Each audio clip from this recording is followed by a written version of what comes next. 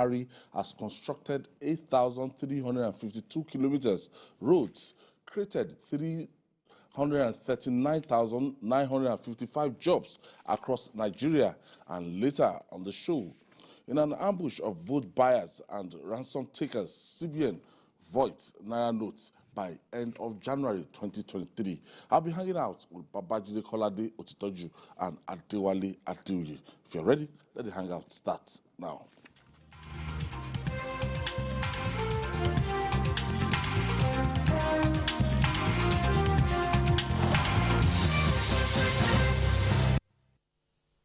Thank you for staying with us. Let's begin on a celebratory mood. The rising popularity of the game of Scrabble in Nigeria is bringing us more accolades.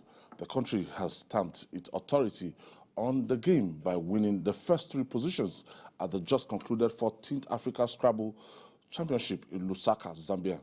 A 300-level student of health education at the University of Lagos, UNILAG, Enoch Wale, emerged as Africa's new champion in a sensational fashion. Wale claimed the top prize with 2,023 points after winning 24 games and drawing 1. He was followed in second place by the former world champion, Jigere Wellington, who finished with +1 to 302 points, while Omoshafe Prince completed Nigeria's top 3 dominance in third place with +965 points. Let's share the story with you.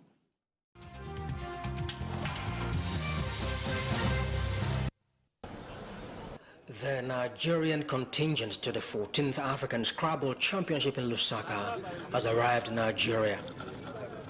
Of the 86 Scrabble players from 10 countries, 26-year-old University of Lagos student Enoch Wale emerged African champion. Wale topped the pile with 2,023 points after winning 24 games and drawing 1. This will inspire a lot of my friends back in Unilag. A lot of them were rooting for me, they were following my games, and it also inspired them to, be the best they can be. 2016 world champion Wellington Ejihara, who lost to Enoch, commended the new African champion. He's the youngest of the topmost players we have at the moment, and in sports generally, age is a major factor, and I think we used to say that he was the future of Nigerian Scrabble, but now I think he has moved from being the future to the present. President of Nigeria Scrabble Federation, Olobatoke Aka, says preparation for the World Championship in the United States must start now. If we want to win the World Championship, we must start now and make sure that the issue of funding will not be a problem, because nobody wants to think that he has prepared so well and at the end of the day he's not going to make the trip. Ahead of the World Championship, players and coaches say they will do the country proud. The victory is ours.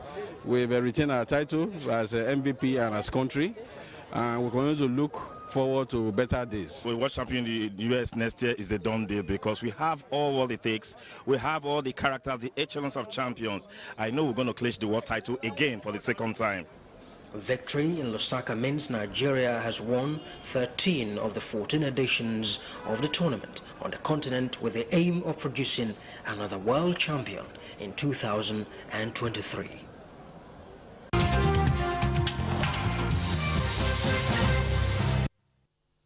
There's some good news now.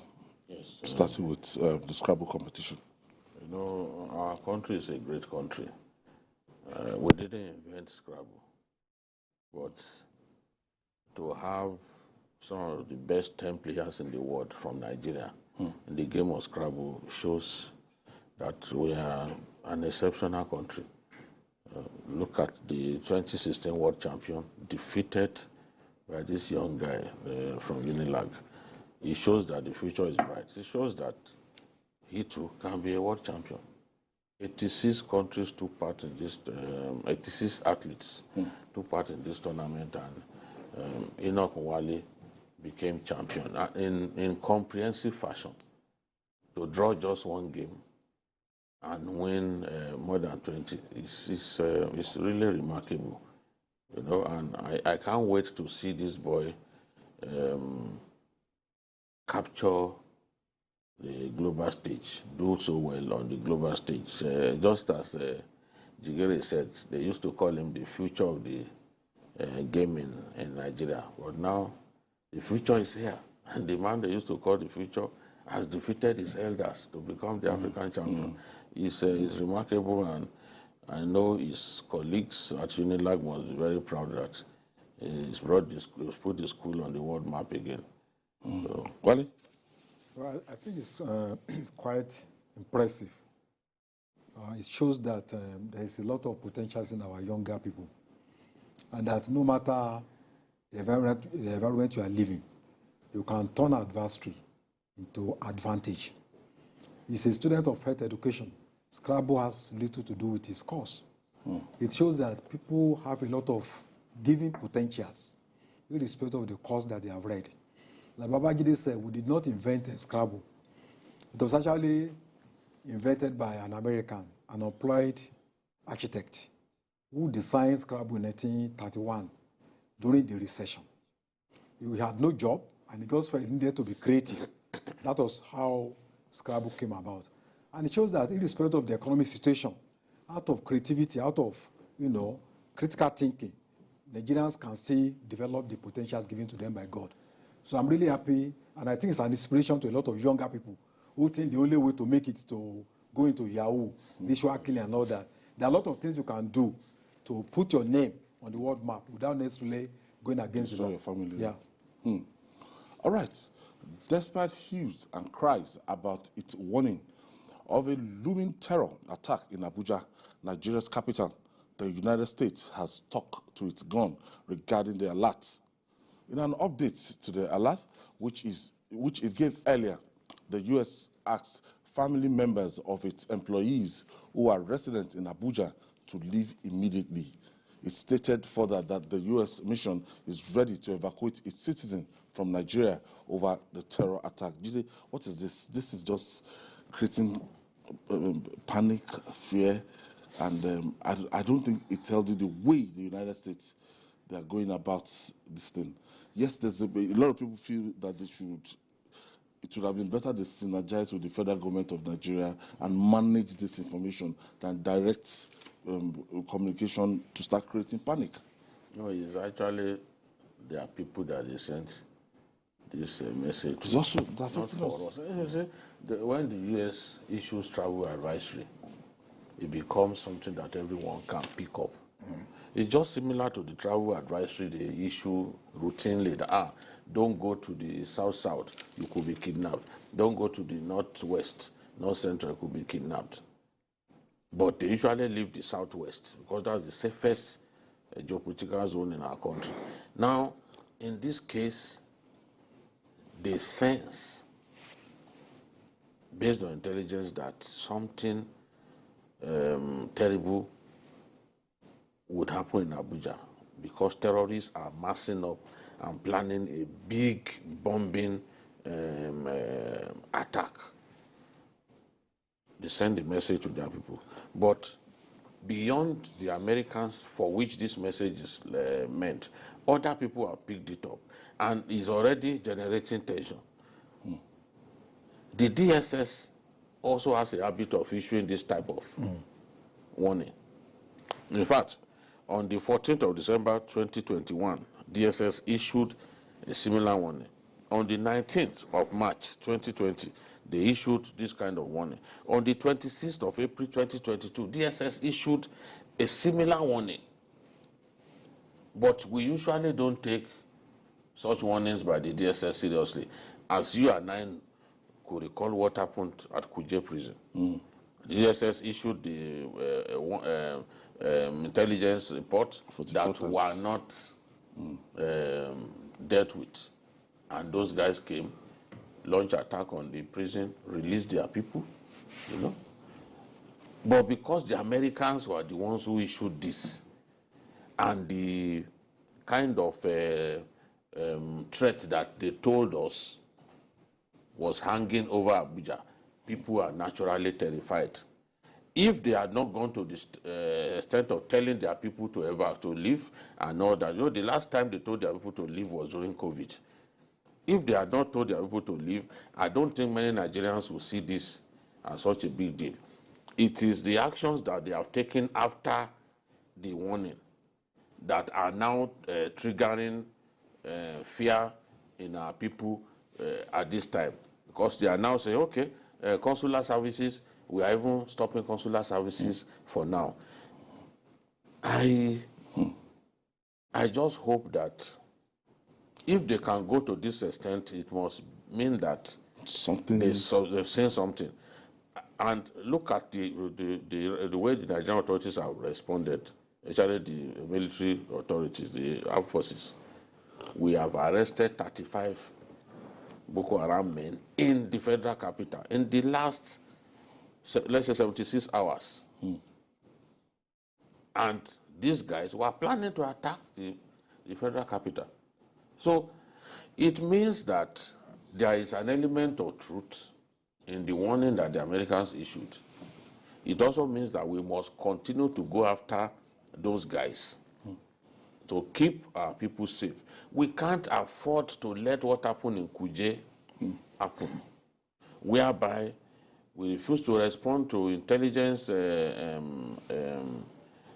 provided by the DSS, and then that attack came and caught everybody unawares.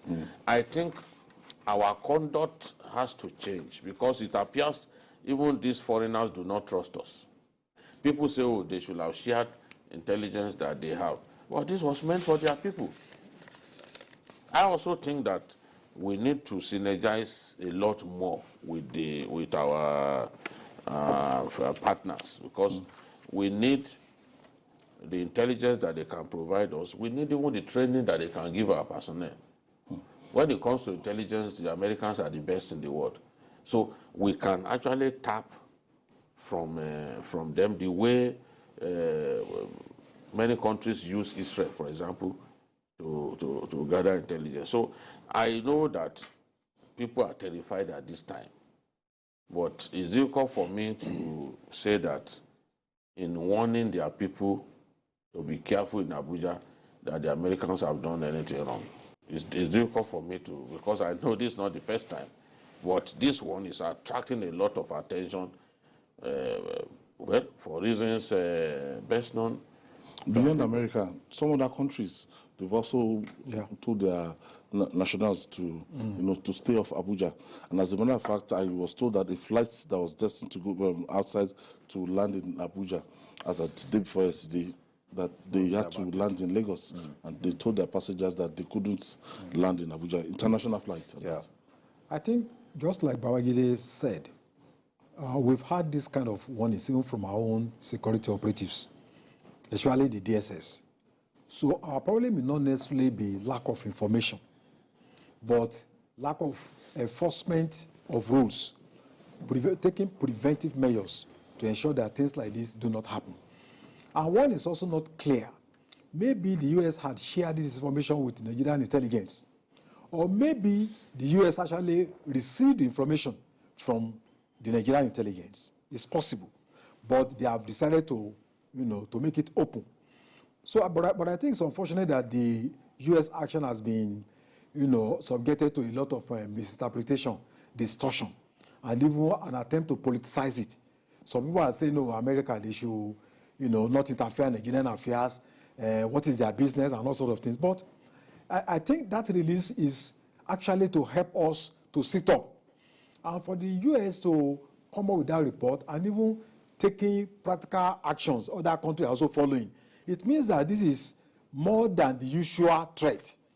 And I personally think that if one is using deductive reasoning, what is happening is not, it shouldn't be a surprise. We had the Owo incidents, we had the Kuje prison, we had the attack on Kaduna runway, at the airport. So if anybody is saying that they are coming to attack Abuja, look at what is going on in Kogi, the surrounding states of Abuja. So if somebody is saying, even if it's not an expert, to just predict that Abuja may be a target, there may be massive bomb campaign, it's just logical from what we have seen over the years.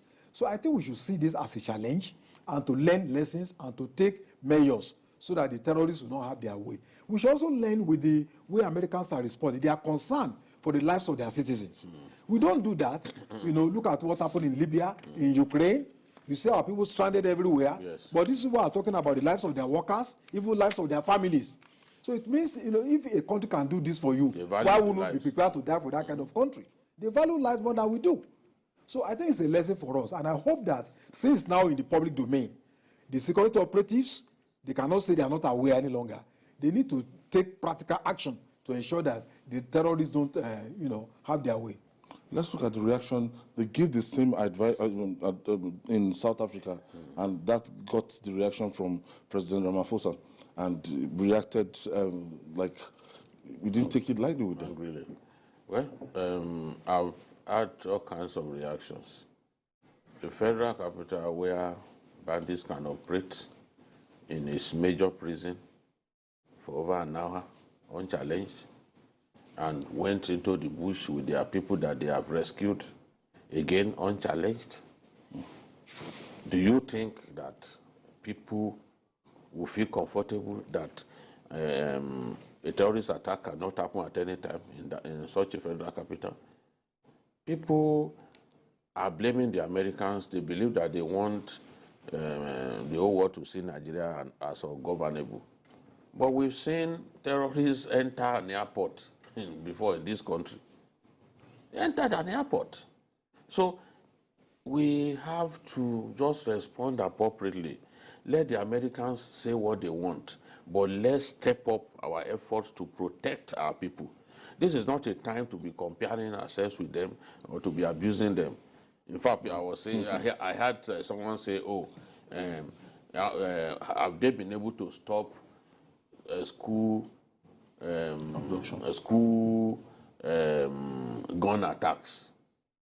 That from time to time terrorists will just enter a school in America and gun down people. Shoot radically. America is a country the size of the whole of West Africa. If those things still happen once in a while, you have to give them credit. Nigeria is not even as big as some of its neighbors. Look at a country like Chad, Libya, Niger. They are far bigger than us. Mali, they are far bigger. Mauritania, far bigger than Nigeria in size. Yet to protect our people is a problem. Bandits are killing people for fun. In Zamfara, in Katsina, they are still killing people as if human lives don't matter. In one day, in fact, somebody was sending a message to me that again in Kebbi State, that these guys have gone to Kebbi and killed a lot of people. In one day, they killed 81 persons in one local government in Kebbi State. Do we see that happen in America that we want to compare ourselves with? I have Ade. Ade is calling us from London. Thank you for joining us, Ade. Happy Sunday, my brother. Happy Sunday, Ade. I want us to look at it in this way. Could it be that the Americans have tapped a conversation that carries among the moles, there are moles in the government or in the armed forces, collaborating with Boko Haram or terrorists? Could it be they have tapped that information, that something big, they are planning it before Christmas or something like that? I don't think this is ordinary Boko Haram. It must be very serious than that. Probably they have tapped something that has to do with moles among the forces or in the government. Let's think deeply that way. For God will save Nigeria. God bless you, my Thank you. Thank you, Ade. So the point that I'm making is let's step up our efforts.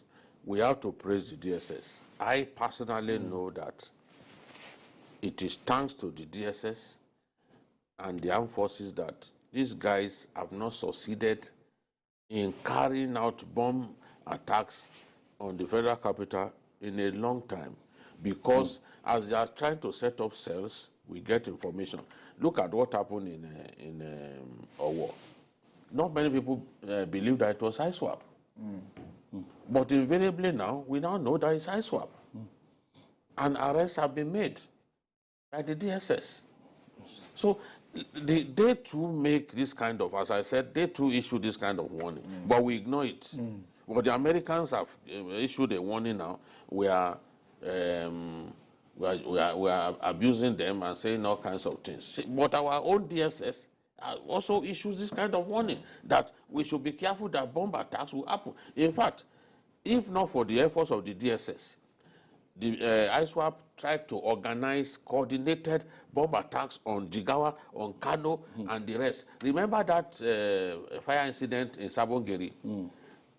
That was where they bought some of the explosive devices that they will use, including gas cylinders and all that they wanted to use.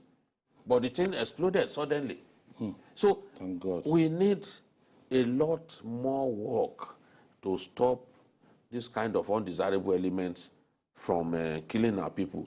And then attention has to be focused on Lokoja and communities around the state and federal capital, because they are desperate to set up cells in those places from where they can now launch attack on the seat of power. So let's take what has happened, what the Americans have said, as a blessing in disguise. Now we are making gains. We have launched attack in response to this, and we are on the basis of those guys, and we have arrested 35.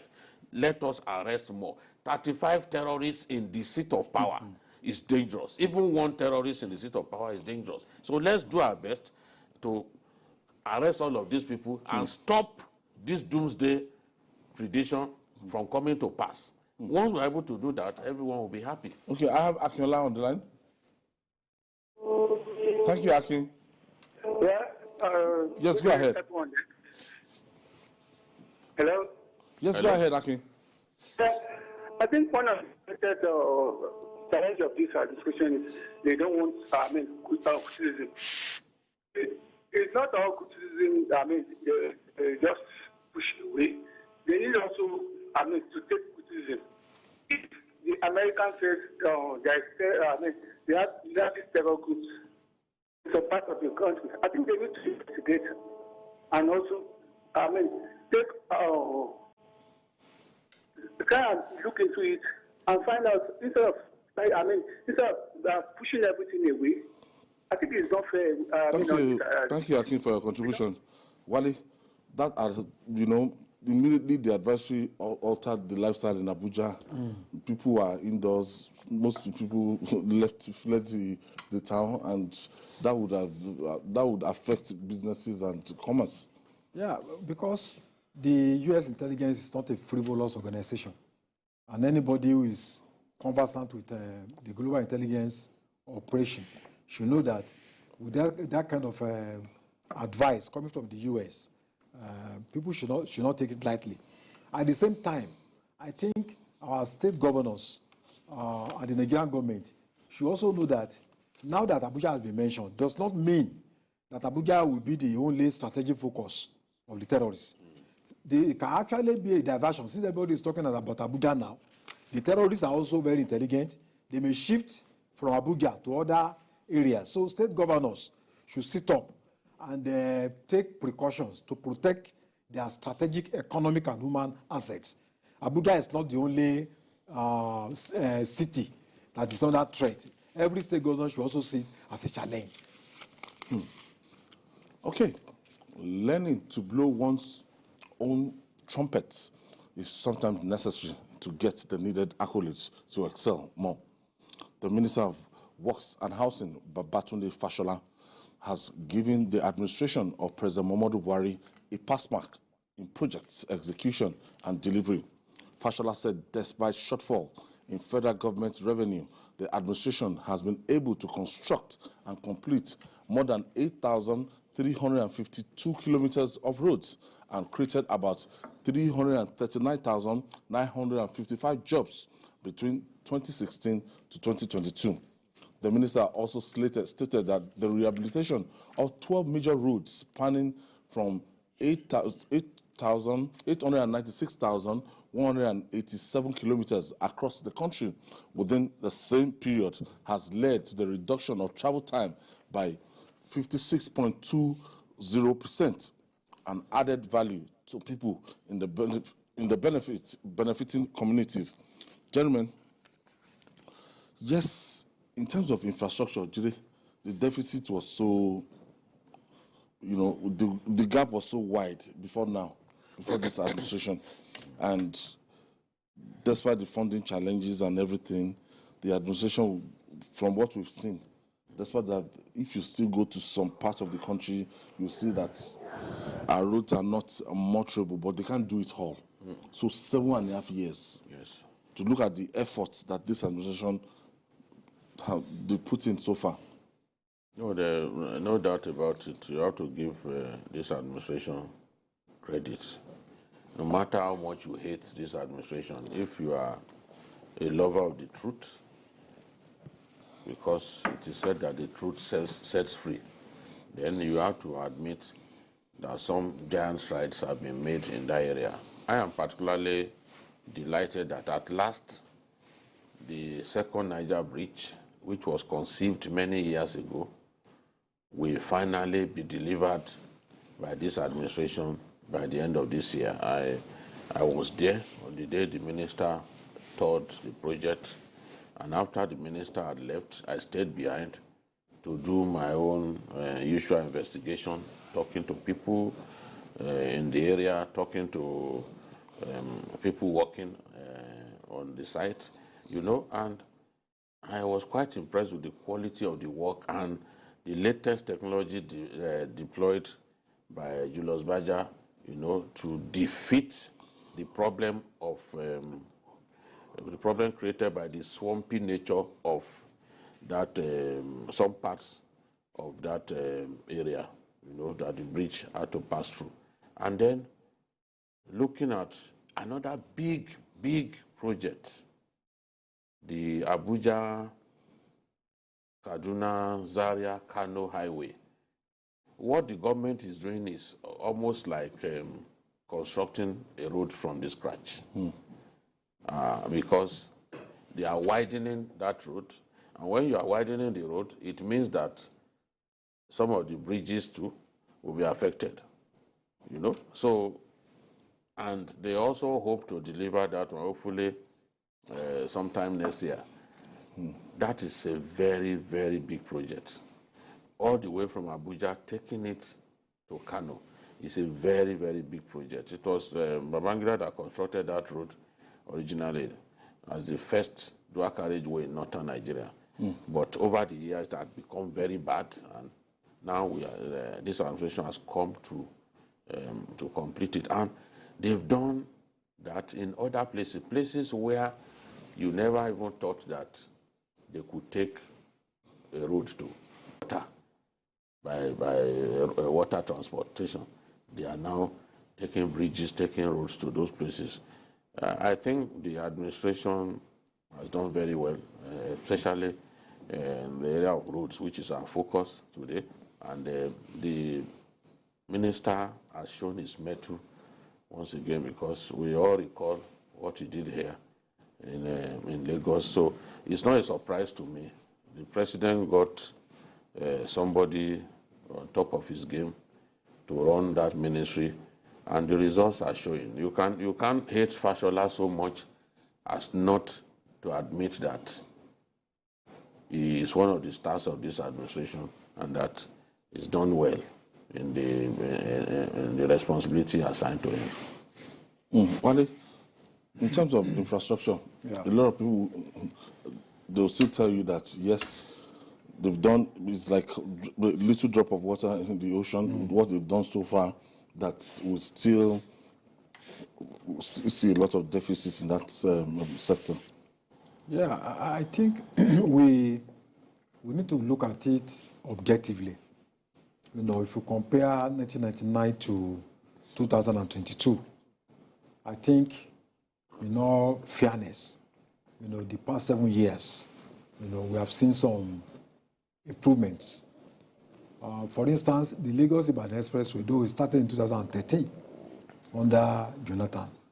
But in terms of the seriousness, you know, the effectiveness of the construction, we are talking of having this road completed by December this year. I think you will notice that there's a lot of improvement compared with the past. And probably the idea of giving Fashola that ministry must have been informed by his 8 years in Lagos State. Because if I was in Lagos, I mean, I'm still in Lagos anyway. So you admit that road construction was one of his focal points. So I think, irrespective of the shortcomings of the regime, I think his ministry is one of the light in the dark spots You know, I think we cannot deny the fact that road construction is a major area of intervention of the current regime. And well, the other area we need to look at is the safety of those roads. That's not in its purview anyway. That's for the security agencies. Because if the roads are not safe, you know, it's not going to, the output will be affected. So the highways needs to be better policed so that people can move around without fear of terrorist attacks, without fear of being kidnapped. So I think that is the area that police and security operatives needs to come in. All right. The Minister of Works and Housing, Babatunde Raji Fashola, now joins us from Abuja via Zoom for more discussion on this issue. Thank you, Honorable Minister. Happy Sunday to you. Good afternoon. How are you all doing today?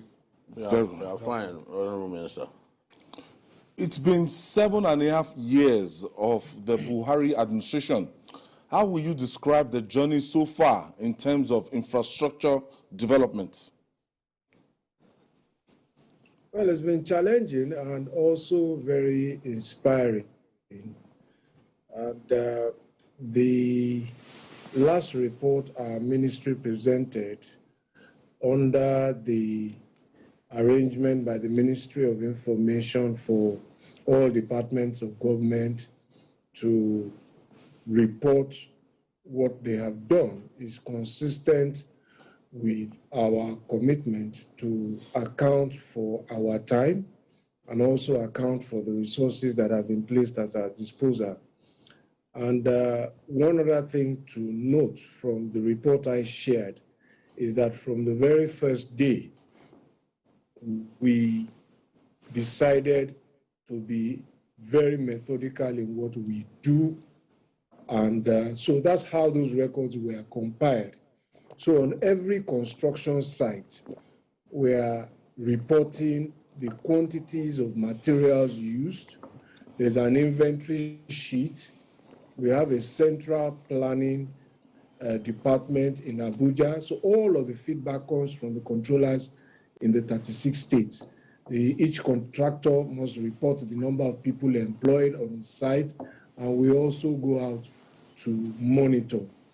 And yes, everybody wants to see the final output, a finished road, a finished house, but we must understand that governments all over the world, without exception, commit to infrastructure for one major reason, in order to boost their economy. So beyond the roads, beyond the housing, there are a lot of human stories. And those were the things that I shared at the presentation. Those are the many unseen, perhaps unreported things that we have documented. So when you're talking of infrastructure, it is for the purpose of boosting the economy, ease of doing business, travel time, quality of life. If a 3-hour journey becomes 30 minutes, you have 2.5 hours, extra hours of productive time that you can go and do other things. It becomes less stressful. It impacts cost of travel. It impacts cost of goods and services, and so on and so forth. So it's a means to an end, infrastructure, not an end in itself. You were quoted as saying the administration has been able to construct and complete more than 8,352 kilometers of roads and created about 339,955 jobs between 2016 and 2022. Can you give us a kind of breakdown? Yes, I said so, and as I said, it is based on the report that we collated. So let me again explain, as I've sought to do on many occasions. Nigeria has roads owned by different levels of government. So the total national network is over 200,000 kilometers. The federal government owns about 18% of that. That's about 30,000 plus kilometers. But they are the most used in terms of traffic volumes because they are roads that connect states as against municipal roads that connect local governments and against local government rules that connect wards. So we must understand it. So, for example, the Lagos-Ibadan Expressway that your colleague was talking about is 127 kilometers. So you don't build 127 kilometers of an existing road that you want to rebuild by shutting it down. You can't. People's livelihoods depend on that road. So how do we construct?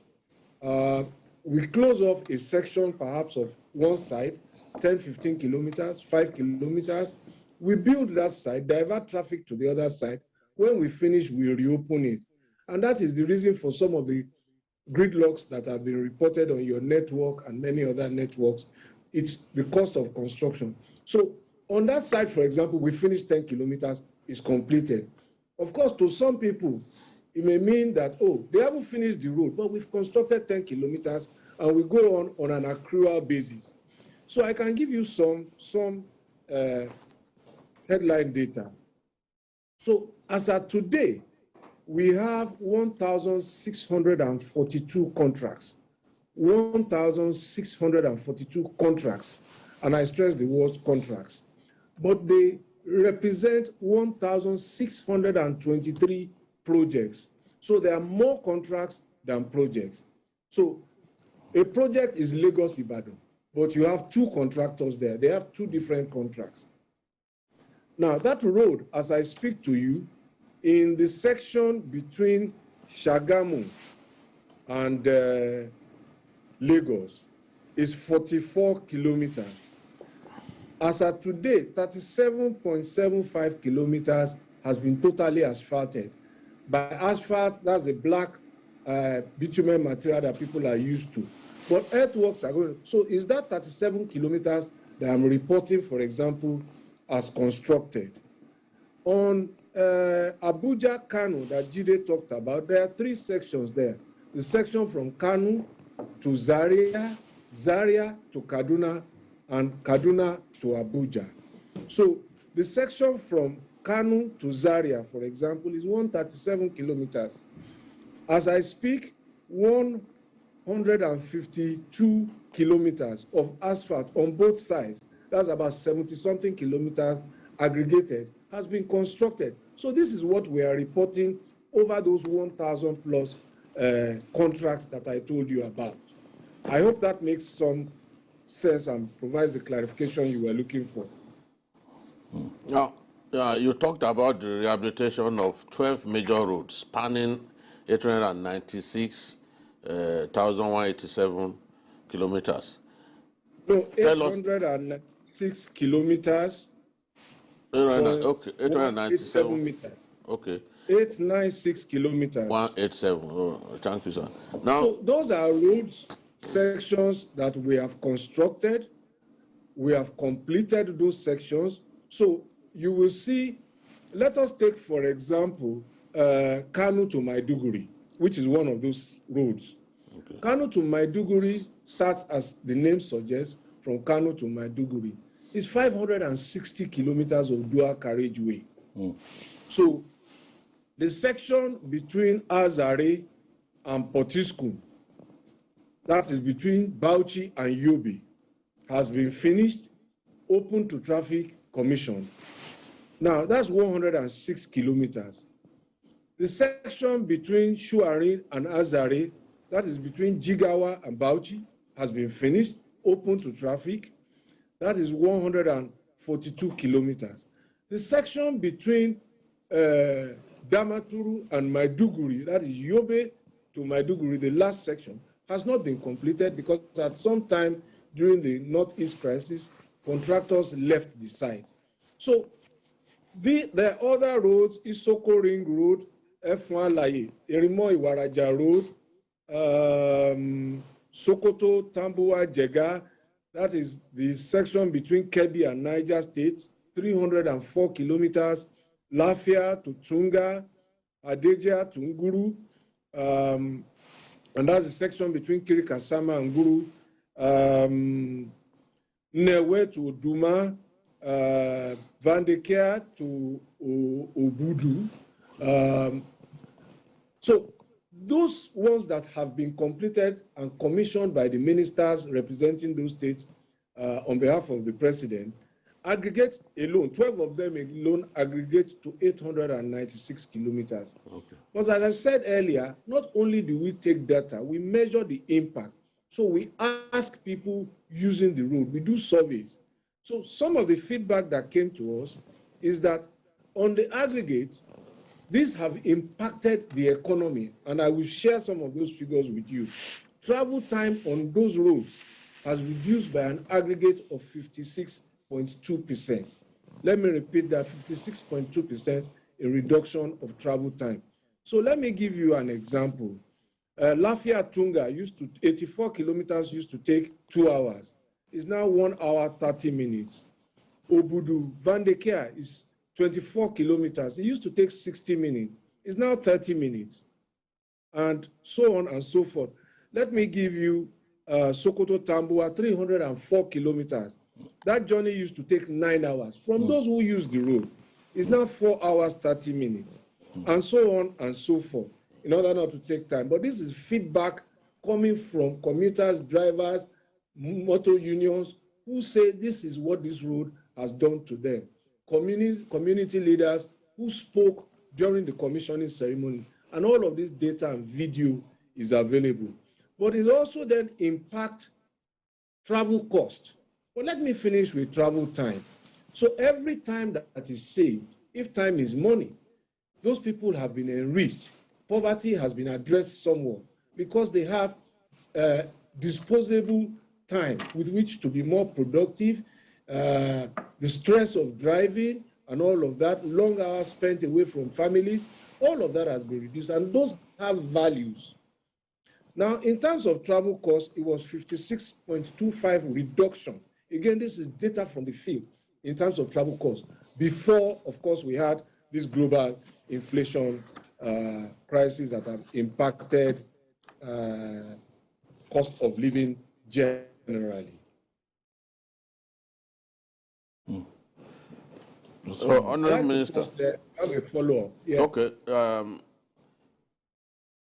Tell us how exactly your administration is able to find money in a season of paucity of funds to execute some of these gigantic projects. How exactly are you able to do it? Okay, so the president must take a lot of credit for many of the things I report today, and I say this not in a patronizing way. So at the start of the administration, some of our colleagues in cabinet said, okay, look, go and do PPP, you don't want in Lagos, and I explained to them that, look, PPPs take time to conclude, and they may happen, but you must also locate that within the setup of the economy and what the global migratory investment capital is indicating. But that project started during Nasiru's time. The concession agreement was signed in 2005. I was chief of staff then. We did not reach financial close until 2010. I'd become governor, and the president said, oh, we can't wait this long. And the first thing he did was he set up a fund called the Presidential Infrastructure Development Fund. And he said, the dividend earnings of Nigeria under the NLNG must be put in that fund and invested in infrastructure. And he listed 3 projects he wanted in that fund. Second Niger Bridge, Abuja-Kanu, Lagos-Ibadan Expressway. Because he had told me 1 week after he swore me in at a meeting he invited me to, he said, these 3 projects are my priority. Lagos-Ibadan, Abuja-Kanu, Second Niger Bridge. And so that was the beginning of funding for those 3 projects. And that's why you are seeing the progress I can report today. Later on, he went on a foreign trip, and one of his messages to our international partners was, look, there's a lot of Nigeria's money illegally taken out of the country. Can you refund some of them, especially during the military era? So some of those monies started coming in, and he said, put it in the PIDF. That's the acronym for the Presidential Investment Infrastructure Development Fund. So monies that were taken out, Buhari has brought them back in to invest in the development of this economy. And that's one of the reasons I say he deserves a lot of credit for what is happening. Now, that's one area of funding. In 2019, he issued Executive Order number 7, I believe it is, in January of 2019. And that was the executive order setting out the terms and conditions upon which private investors could, or companies, could invest money in building Nigeria's infrastructure.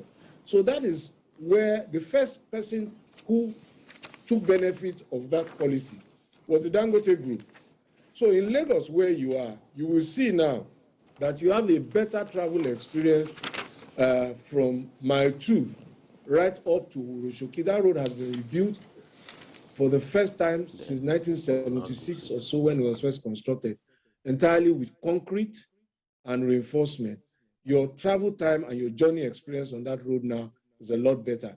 That's a product of the Infrastructure Tax Development Fund. So those people pay their taxes in advance before it is due, and then government gives them the opportunity to recoup it back.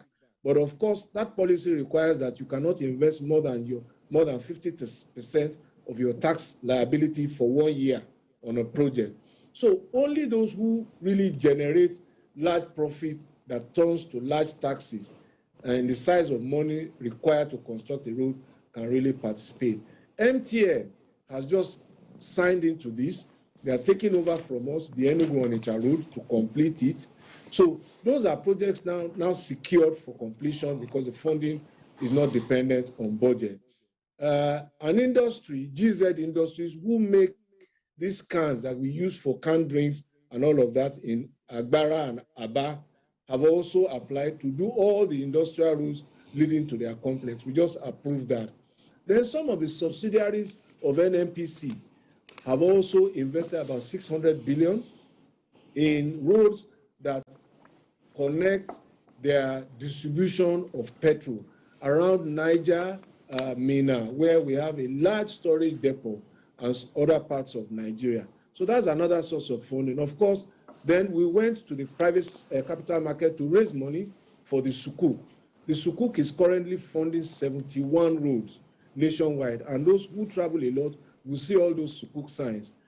In Lagos, where you are, the Sukuk is funding the outer marina all the way through Amadu Bello Way, the Bar Beach, right to Eko Hotel.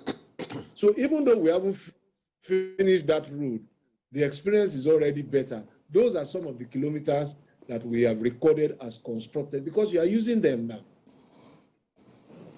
Yeah, Honorable Minister, apart from the source of funds I've mentioned, what are the other alternative sources of funds? And also, we understand your regime is paying back to states that have constructed federal roads, perhaps more than what any other government has done since 1999. Can you shed light on that? Okay, so let me start from the first question. The other source of funding, of course, which I did not allude to, was the budget itself. So every year, the budget size has increased from 2016 to date, and a large part of it has been devoted to infrastructure. Oftentimes, many see, oh, Ministry of Works has a large budget, but that is the ministry that enables the economy in infrastructure, just as digital communications does with rollout of fiber optic and broadband, just as aviation does with the upgrading of the airports and the runways and the safety equipment, just as transportation does with the rail and the port. These are the basic infrastructure upon which the growth of our economy will depend. Without it, we are not going to grow in the way that we expect to. So the budget is an important part of that funding source. And you know that over the last 7 years and even beyond, we have had deficit budgets, which means that we have an expansionary fiscal outlook, and we cannot just budget only what we earn. We must budget to borrow and to invest. So that's where there has been borrowing to finance most of these capital projects. Now that takes me to the other question about reform to states.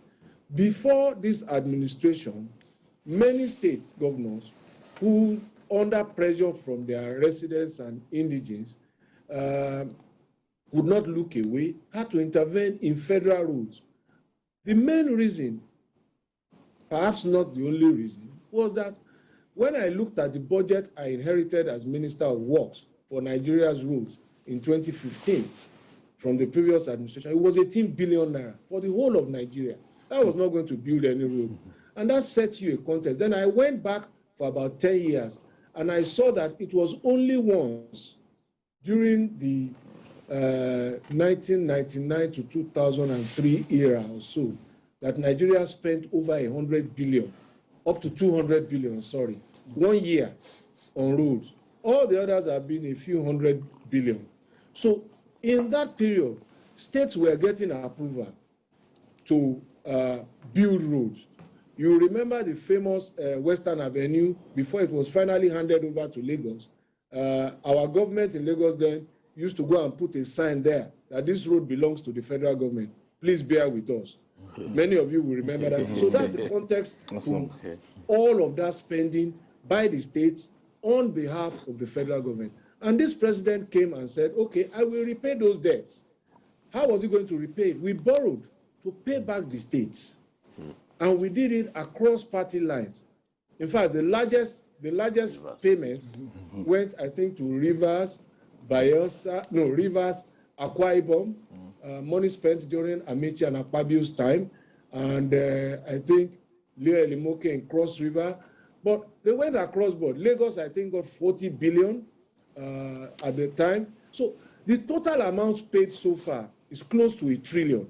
So when you are talking about our national debt, please factor this in. There were debts incurred before Buhari became president. Can I have something? No. Hello? No. Yeah, Honorable Minister, how are you dealing with the issue of flood? How are you coping with the challenge posed by flood? Because it will certainly damage some of your roads. Well, generally across the world, bad weather is a very bad season, problematic season for those involved in the operation and management of travel logistics. Whether it's a bad storm, it can disrupt sea journeys. Trips can be cancelled if a storm is bad on water.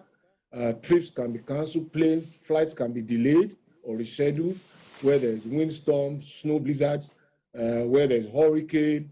And so our own experience of bad weather here is largely excess rain and flood. So we are impacted. We were just planning, we are just closing our report. We have 2 seasons that we prepare for. The Ember month, which is September to December, because we know that in December there's festivity, there's a lot of travel, so we never want to be caught unprepared. So we have an Ember month plan to manage more petrol being pushed across from the ports to the cities, more goods being imported for parties, for weddings, for Christmas parties, and all of that. That's what the Ember month is around. But we now introduce a rainy season plan, which starts at the end of January, when we close our Ember month plan and submit a report, and that runs until September. So just when we're about closing the rainy season plan, these floods came in. Our controllers have been sending in reports. Last week, I indicated at a briefing after FEC that we had about 154 locations where our roads and bridges have been impacted so far. In some places, the water has not receded enough to enable us to know how bad the damage is. So it's still work in progress. We're still compiling the reports. We are also working with our colleagues in Ministry of Water Resources. We are working with our colleagues in the Humanitarian Affairs and Disaster Management Ministry, also with their agencies, NEMA, NIMET, and so on and so forth. But we plan to submit that report to the National Assembly when budget defense starts. And let me say this to the credit of the members of the Works and Housing Committee in the National Assembly. They've been so concerned about the impact on their constituents. My chairman in the Senate committee, Aliero, and the chairman of the Works Committee, Honorable Bichi, and Sam Egu in the housing sector in the Senate, as well as the chairman of the House Committee, have all been concerned. So we're working together on an intergovernmental basis to prepare an assessment report and hopefully to find resources to restore the damage. Okay, let's talk about other critical roads across the country, like the East-West Road, Lagos-Ibadan Express Road, Abuja-Kaduna-Kano Express Road, and lately that road between Akure and Ekiti State, a lot of complaint. Yes. So it just shows you how much work there still is to be done, in spite of the amount that has been done. No government, with all the best efforts and resources, ever finishes the work anyway. People are born every day, people graduate every day, new businesses open, new houses are built, territories expand, so the work never ends. On the East-West Road, it used to be under the Ministry of Niger Delta Affairs until, I think, March or April this year. So it was never under our ministry. It was under the Ministry of Niger Delta Affairs, and they have done quite some admirable work.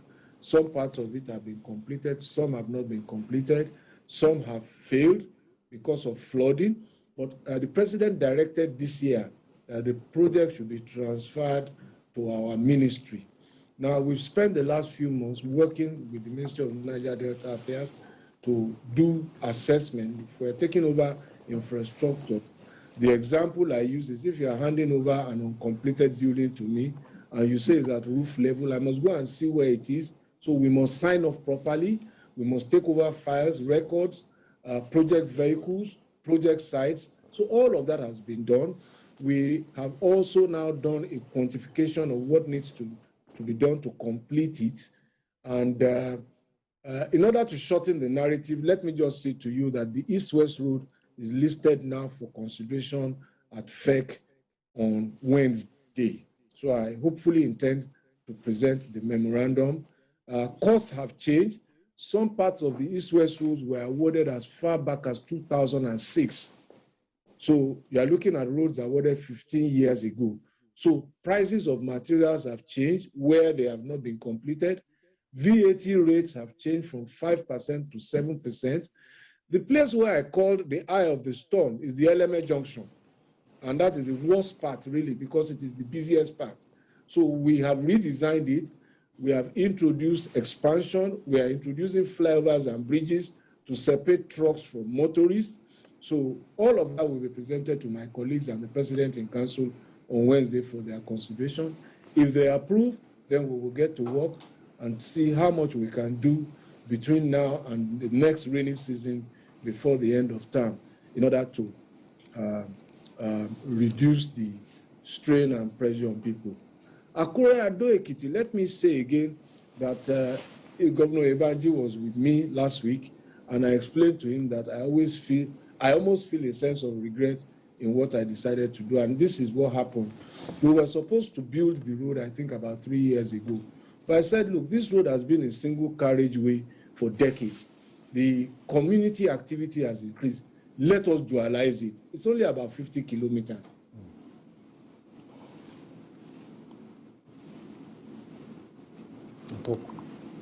Okay. Honorable Minister, are you there? I think we lost.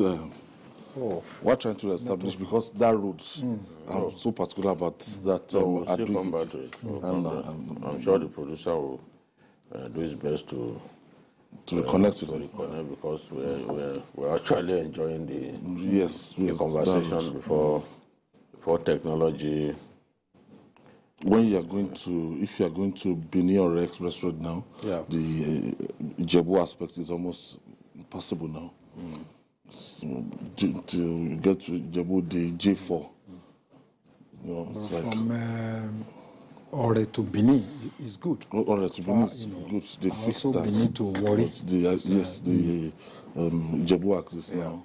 as a further route. Ijebu-Shagamu.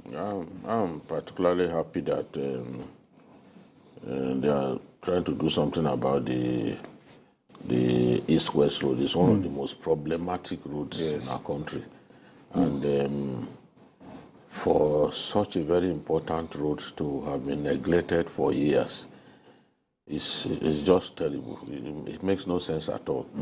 Now that the president has taken a good decision to have that road, the management of that road transferred to the Federal Ministry of Works, I think we'll see light at the end of the tunnel, and the people of the Niger Delta will be happy. We can't leave that road in that state. It's far too important to be left. Okay, we have the minister back. Minister, before we had that hiccup, you're talking about Ado-Ekiti and Akure Road, and you're meeting with Governor Ibanji. Can I continue? Yes. Yes.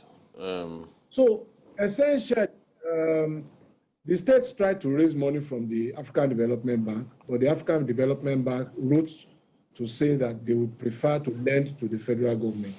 In any event, we couldn't close the transaction because they raised a lot of issues, which we responded to, also with Governor Fayemi helping at the time. But where are we? The contract has been determined. We have issued a notice of termination because we got sukuk, which the contractor could not access. So we are using new contractors, and we have also made alternative arrangements for additional funding. So in the next few weeks, hopefully, fingers crossed, we would have that under solution, and work will begin. This time we plan to use 2 contractors so that somebody can attack it from the Ekiti end and somebody will work from the Ondo end. So our team is working on that very rigorously. So I just want to appeal to commuters who use the road and the indigenes of Ekiti and Ondo to bear with us. We meant well. We wanted to give you a bigger and better road. These things take time, but we will get there. Okay, let's talk about the... No, hold on. You are talking about the J4. Okay. Honorable Minister, we wanted to call your attention to the Jebu axis. When you are going when you are going to Benin or the Express Road, the Jebu-Shagamu axis is almost impassable. Yes, that's the contract with RCC. We have heard the reports, and hopefully before Christmas and into the new year, we will provide not just remediation, but also financing. Sometimes when it seems as if we're not doing anything, it's either because the contractor has run out of funds. And let me use this opportunity again to explain this part. Contractors don't keep construction materials, and this is why infrastructure becomes so pivotal to the economy. Every time we issue a contract, we're essentially distributing money through a value chain. Contractor orders all of the materials from the aggregates to bitumen, to diesel, to lubricants, and so on and so forth to use in building the road. So, for example, I can share with you data that shows that we have used over 1 billion liters of diesel. 1 billion liters of diesel has been consumed by our ministry through our contractors. Now, this doesn't belong to contractors. These are small businesses across Nigeria supplying the diesel. So these are jobs being created for businesses. We have consumed 51 million liters of petrol. We have consumed 3 million tons of bitumen and 18 million tons of aggregates, 40 million tons of coast aggregates. And this means that if you go to quarries that were not working before this administration, they're all busy. Labor, transport, and so on and so forth. Reinforcement, 512 million tons of reinforcement. Those are businesses for steel factories, distributors, suppliers. We have used 1 million tons of cement. So this is how infrastructure generally impacts our economy. Now, for a fuller measure of what I've just said, the bitumen, 24,000 tons of bitumen in 1 year. So let's go to one report. We asked one of our biggest contractors to give us the report of the supplies he used in 2020, just one contractor in 1 year.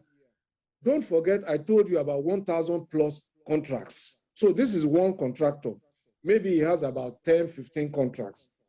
In 2020, he contracted 1,421 suppliers.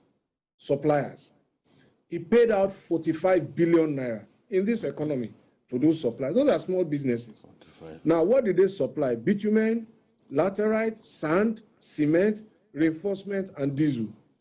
So let's take an example. That year, he procured 24,000 tons of bitumen. That is 580 truck trips. Every truck is not self-driven, there's a driver. Laterite was 50,000 truck trips. Sand was 25,200 truck trips. Cement was 3,700 truck trips. And reinforcements was 950 truck trips. Diesel, 1,200 truck trips. Of course, these are only part of what is happening. There are those who are installing signages on those highways and those who are doing lane marking. Those businesses were not there, or they were in a state of dormancy before this administration came. Each signage installation that shows you the journey time, how many hours to how many kilometers to the next state, each one employs 14 people from design to installation. And we have done thousands of them across Nigeria. Each lane marking employs hundreds of people, and we're doing lane marking. These were businesses that were really either non-existent or they were largely dormant in this economy. So this is the way to really see the report I tried to present, the human side of it, families eking a living. Now, we haven't even begun to talk of those who supply food at each construction site. Some of my interactions show that between the North and the South, as at last year, the average price of food, a meal for a worker on site, ranged between 250 to 300 naira per plate. And each of the vendors made profit of about 5,000 naira after every day, after cost. And we have not even talked about the subcontractors. So there was one subcontractor I met in Ibadan at our housing site.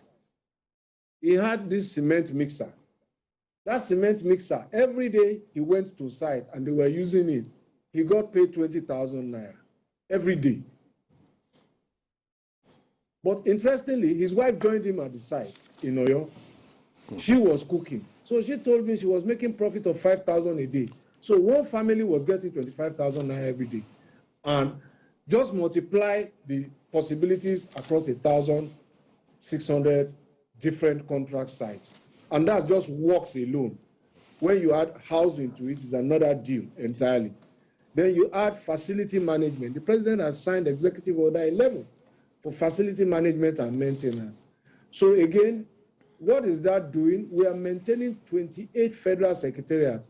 We renovated, we now have maintenance contractors, maintaining air conditioning, cooling, heating, the gardens, the lawns, the plumbing, electricals. Each facility manager is now employing at least 40 people in each federal secretariat for maintenance. Those jobs were not there before. So this is how impactful infrastructure can be. How are you coping with the high prices? Right now, we know a bag of cement is now 4,000 naira. A bag of cement that used to be 1,000 plus, even ordinary block, diesel. Good question. Good question.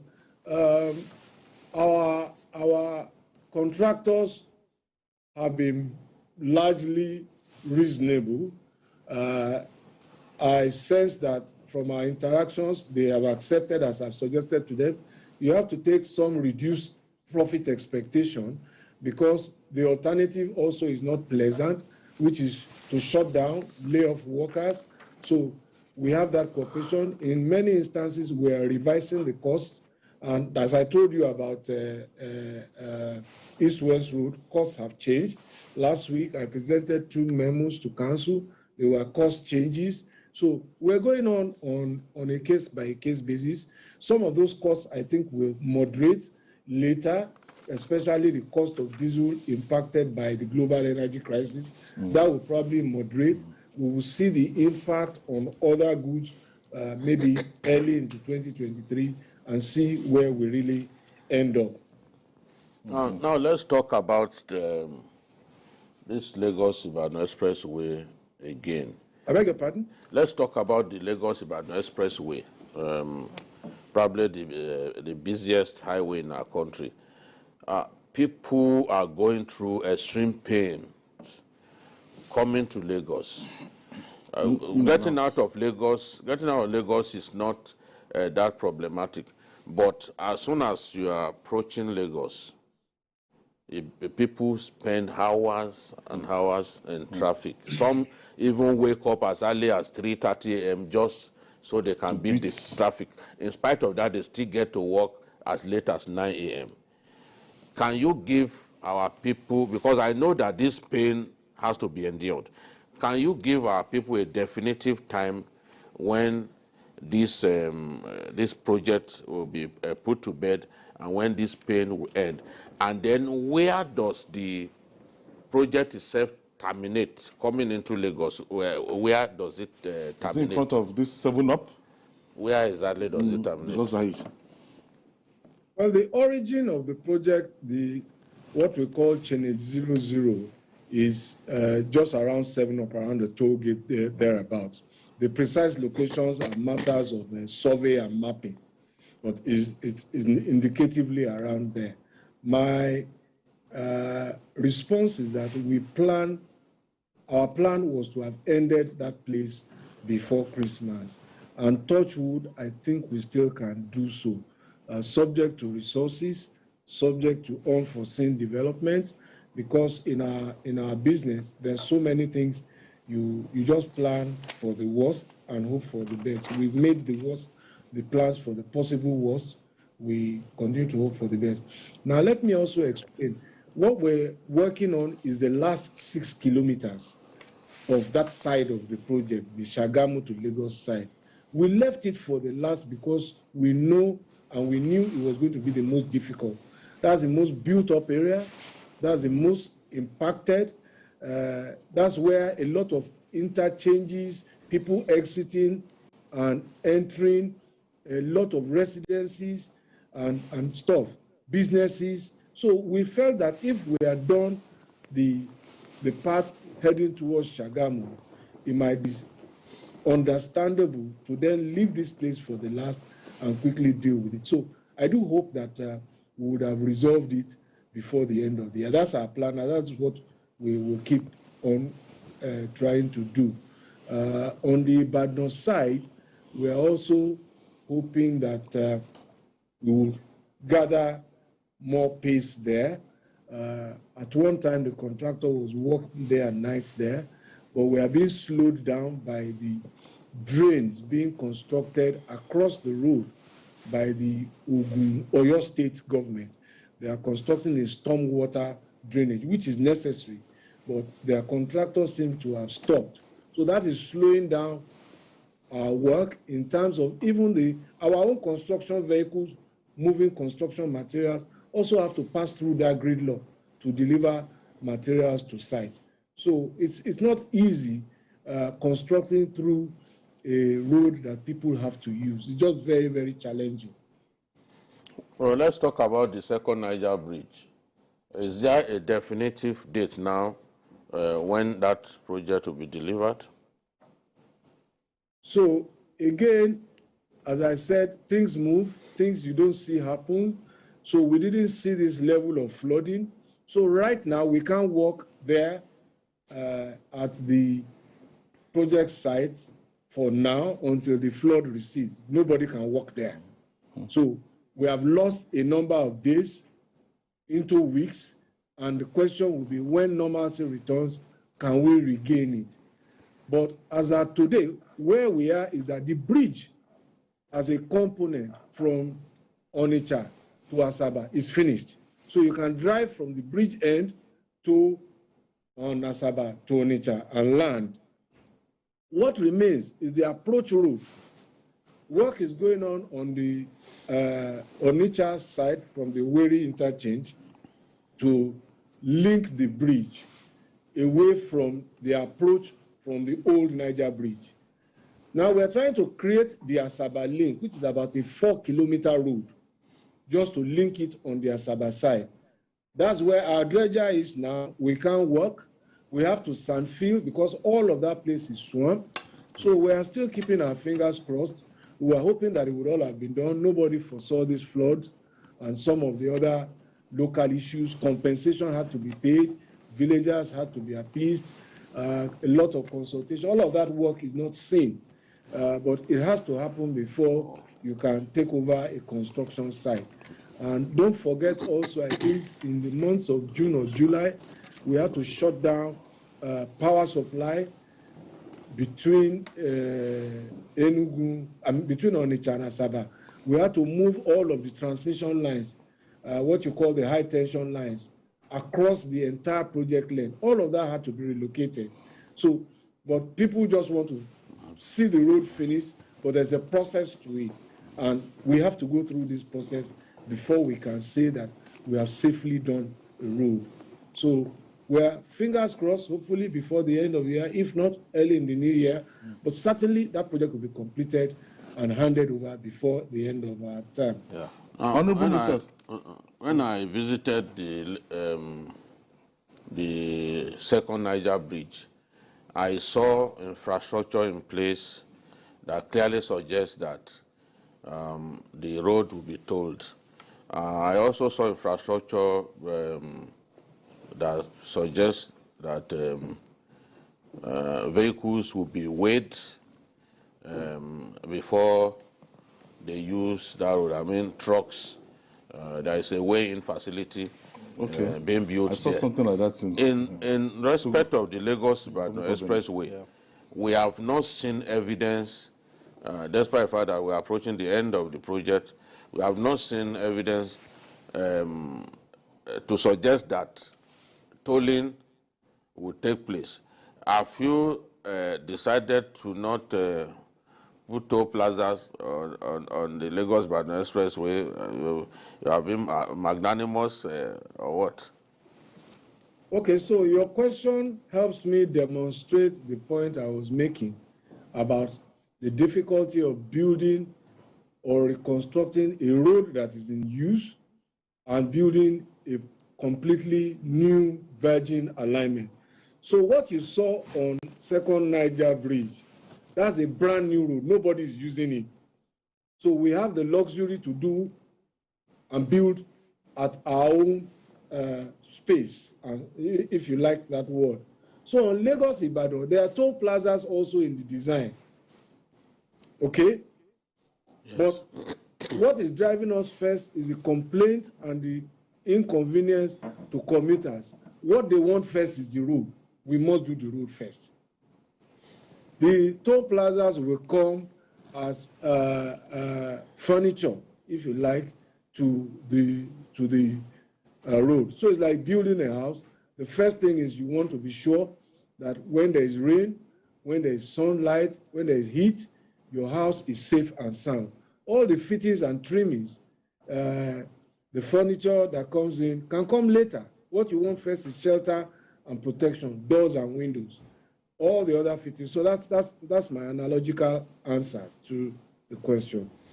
How about the issue of dead weight sitting on roads that are not constructed to accommodate such dead weight as tankers and the rest of them, and thereby even shortening the lifespan of our roads?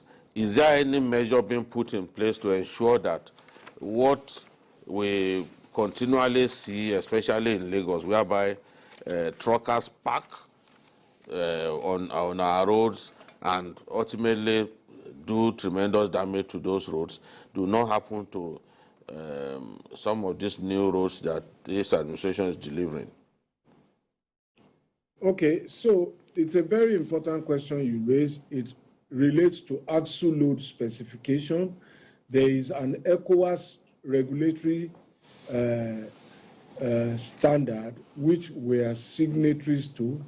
President Buhari has been helpful in ensuring compliance with by the major weight points, which is petroleum products at the depots and from the ports at our seaports. But we are having much more infractions by the petroleum tank operators. The report from NNPC is that when they load to the prescribed axle load, the trucks then go out and transship into one large truck.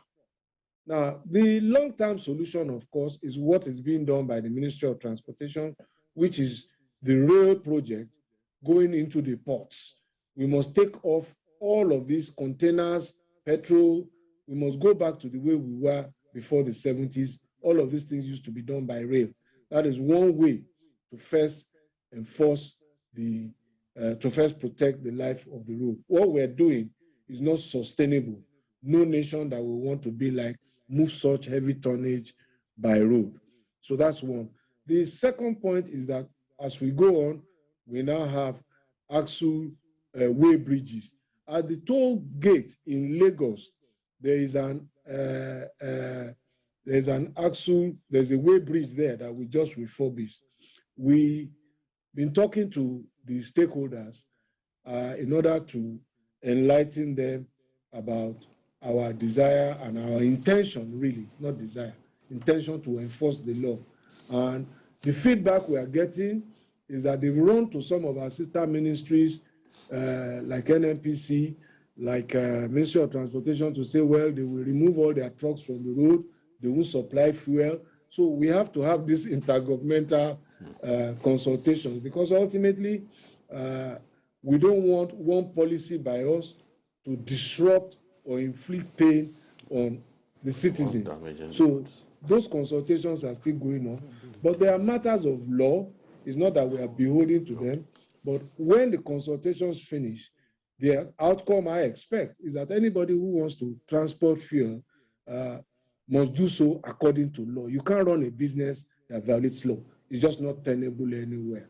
But we need to have those consultations so that everybody obeys the law, and we will be better for it. Honorable Minister, we would like to know your relationship with the NNPC in terms of collaboration, in terms of road construction, related to road construction. Okay, we have many interfaces with the Ministry of Petroleum Resources, first of all. NNPC is a parastatal that they supervise. So if you look at, we just completed a retreat, and if you look at our ministerial groupings, I am in group 3. Group 3 is transport infrastructure. So that's myself, aviation, transportation, and I think who else is in that group? I think finance or so. Now, goal 4 is energy security, and we become dependent on each other for that, because they need the ports, they need the roads, they need some other facilities of infrastructure in order to be able to ensure that we get all the energy we want, whether it's liquefied LPG for our cooking, whether it's petrol, whether it's diesel, whether it's kerosene. So we have that interrelationship. But they have also participated in the tax credit scheme because they have subsidiaries that are limited companies, limited liability companies that pay tax to the federal government. And they have come to us to stay, because there were times when the whole of Niger would just be locked up. Niger State is so strategic, not only because of its size and its location, but also because it holds one of the largest, if not the largest, petroleum storage depot for the whole of Nigeria. So trucks need to be able to go in and out there.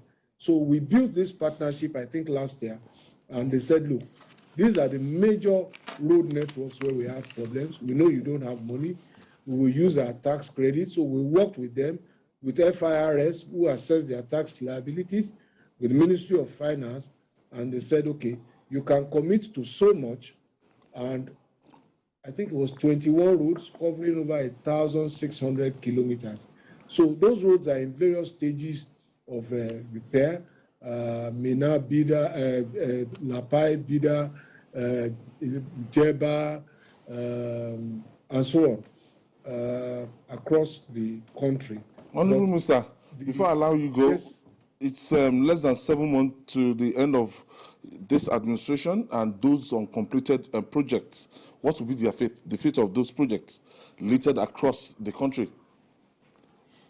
Now, as I said to you, we have over 1,000 plus contracts. Some of them just started. Some are nearing their end. Some are finished.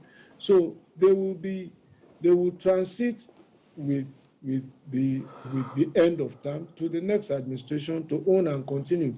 Those roads don't belong to, as I say, they don't belong to any government. They don't belong to any party. They belong to the Nigerian people. So in the way that President Buhari has said, look, as much of the roads that we inherited that have not been completed, go and finish them, I would expect that that will be the disposition at the end of time. And I think that as we remain optimistic that we will retain power with Ashwaju as our president, we expect that that will continue in the next administration. I want to thank you, Honorable Minister for Works and Housing. We call him the actualizer then in Lagos State. I remember 2007 campaign. He's still actualizing. Yes, still at the federal level now. Yes. I want to thank you. Well done, sir. Thank you. Thank you for your time. Wow. Thank you so much. We'll take this break. When we come back, we'll talk more. Don't go away. It's still Journalist Hangout on Sunday.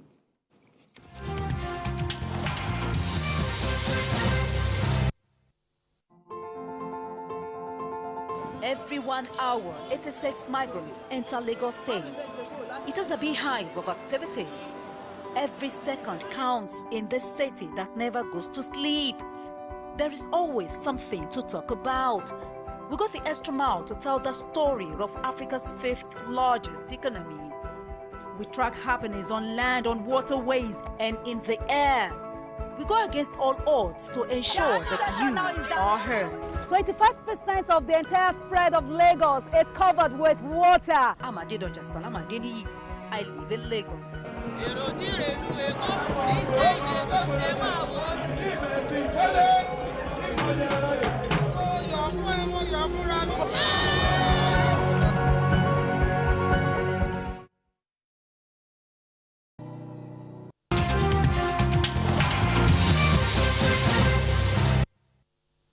Thank you for staying with us. Still Journalist Hangout on Sundays. Sometimes we are faced with choosing between a good but unpopular idea or an unpopular but good idea. Such is the dilemma before us regarding the planned redesign of 100, 200, 500 and 1,000 naira notes by the Central Bank of Nigeria, CBN. Now, the CBN Governor, Godwin Emefiele, said the aim is to control the amount of money in circulation. The planned redesign of the currency appears to be a tactic to tackle vote buying, ransom payments as campaign and terror financing, money laundering and payment of huge sums of money. So kidnappers will be affected by the change. So do we have more to gain from this activity? Somebody gave me 500 naira notes. That's like 50,000 naira. And when I looked at what's the paper around it, it was one defunct bank. That bank went down, I think, maybe 1996. Maybe the public bank. No, this one bond. So many bonds. Okay. Oh. So I was not like, what? This bank has gone down since for how many years? Over 10 years ago and everything.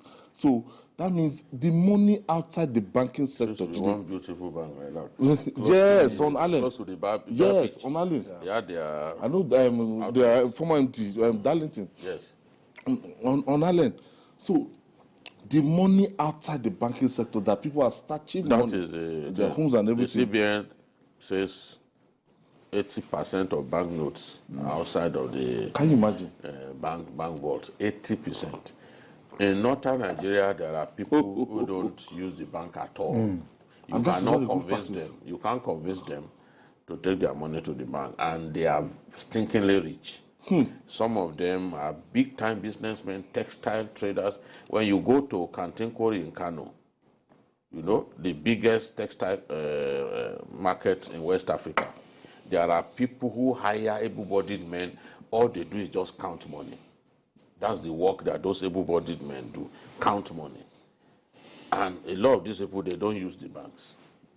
The idea of Islamic banking, you know, or what non-interest banking, yes, coming to Nigeria was a good one. In spite of that, a good number of our people do not use the bank still. Now, there are people in government who receive bribes. They receive bribes in Naira. Somebody could take a bribe of up to maybe 500 million or even more than that, or even a billion. Remember, even there was even someone that they found 4 billion cash in his house. 4 billion? Yes. You know? Now, those people, what do they do now? They are going to rush to the foreign exchange market to see how they can quickly mop up dollars so that the Naira that they have stacked in their homes will not waste. I've seen people carried Naira, our currency, and it was just falling apart because it had been at home for too long and the heat has weakened the currency to the point that when you touch it, it tries to give way. So this is one of, they think, the CBN believes that it can actually control the number of banknotes in circulation as a way of addressing inflation. But you are also going to print money, and that costs a lot of money. In fact, I was reading somewhere that given how, given the challenges that we have in terms of finances, that to print new notes will run into billions and billions of naira. So this thing that they are trying to do is something that will also tax us monetarily, and I can see why the finance minister is saying, look, I was not involved, because they must look for money to print. It costs so much money to print currencies. We don't even print here. Yes, that's the thing. That's the thing, because they want to put those security features and everything. It's extremely expensive to print currency. So I don't know whether what we are planning to do, whether the benefits will not outweigh the.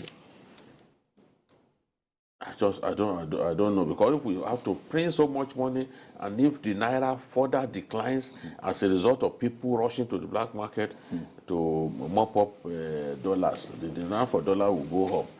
I don't know whether at the end of the day we can sit down and say, okay, this the steps that we have taken, we feel justified when we put everything together. As I yesterday, I went to Nalen Avenue. I wanted to buy dollar, as in, if not, I wanted to buy with naira. That what Julia said now is, you know, it has started happening. They were talking to me about 790, 800. Yeah, 800. To purchase the dollar. Well, I think there is no policy without, you know, the good and the bad. When I read the statement of the CBN governor, I think there are a lot of advantages. For instance, there are a lot of illicit funds out there, you know, drug funds that are not passing to the banking system. Some people, if you go to their homes, you can see as much as 10 million, 20 million, 30 million in cash. And of course, if you want to cope to deal with these elements, this is a very good policy because people will be compelled to go and deposit their funds in the banks. And I also think it's a way to curb corruption now that the election is coming. People are going to be bribed, 20 million, 30 million, and all that.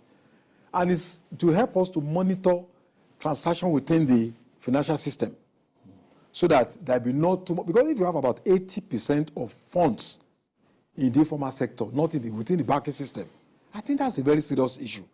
And I also think that it may reduce the interest rate because banks, the liquidity in the system will be increased, So I think there are a lot of advantages associated with this new policy. However, majority of Nigerians, just like I actually said, they are not doing online banking. In the rural areas, not even in the north alone. Rural, your state, Ihiala, Enugu, all those rural areas. What they use, transaction is through, cash. So if you bring this policy, it may come as a shock. And don't forget, just like you have said, what people will do now is that if they have huge funds of naira, they go and buy dollars. By the time you are buying dollars, the demand it will diminish the quality of naira. So I think this policy is a good one. And looking at the time frame. Yeah. But what I think is lacking. They need to give more time. Yeah. People. I think this will put banks under so yeah, much and I think there should be consultation. It appears as if, because the CBN is saying that, okay, we consulted the presidency, but that's not enough. The budget ministry has to be consulted, the Minister of Finance, even the anti-corruption agencies, EFCs and all of them, they need to be consulted so that when you are coming out with this kind of policy, it will have been all inclusive, not even just before seeking the president's approval. You should have informed. It should have been jointly presented to the CBN by all the personal accounts. Even the management of our economy is not for the CBN governor alone. Yeah. He has to realize that. This finance minister also bears the brunt. He said he has not breached any law. That CBN has not breached any law. No, to also let them know. Remember when the former CBN governor wanted to create, I think, 5,000 naira notes? Of course, he was resisted. Yeah. People protested. He had to drop the idea because it was going to trigger so much inflation in our country. Why should you do 5,000 naira notes? Why? People protested. He had to drop it. The president, in fact, the president directed him to drop the idea. So it's not enough to seek it's not enough to seek the approval of the president. You also need to bounce what you want to do against your other stakeholders. The president may not know some of the drawbacks. They don't know, but others may know. Now, one of the concerns was naira. We are beginning to see that now. And once this thing kicks off, you will see that a lot of people they are going to try to convert what they have stacked in their rooms to dollars. And to put pressure. The policy has cultural implication, political implication, and financial implication. So it's not just a decision the CBN needs to take alone. But if you look at the security situation that CBN they've given, because the quantum of money that these bandits have been, they collect for ransom and everything, is to discourage it. By the time the period for exchange of the currency is over, won't they be collecting ransom in the new currency? Of course. That's not the solution. The they solution can even ask is for dollars. They can begin to collect. Were they not even asking for dollars? Yeah. The people who picked up the train passengers, was it not dollars that they told people to bring? They didn't take naira from anybody. They told them, your bill is 100 million naira. Convert it to dollars and don't take all the money from one bureau de change operator. You must try at least two. So the point I'm making is that is not the solution to insecurity. By the time we finish this window for exchange of new notes ends, they will be collecting ransom on new notes. Yeah. Abi? All right. James is calling us from Abuja. Hello? Yes, go ahead, James. Good afternoon. Please, I want to tell you people, as of today, I want to make some changes of dollars to naira.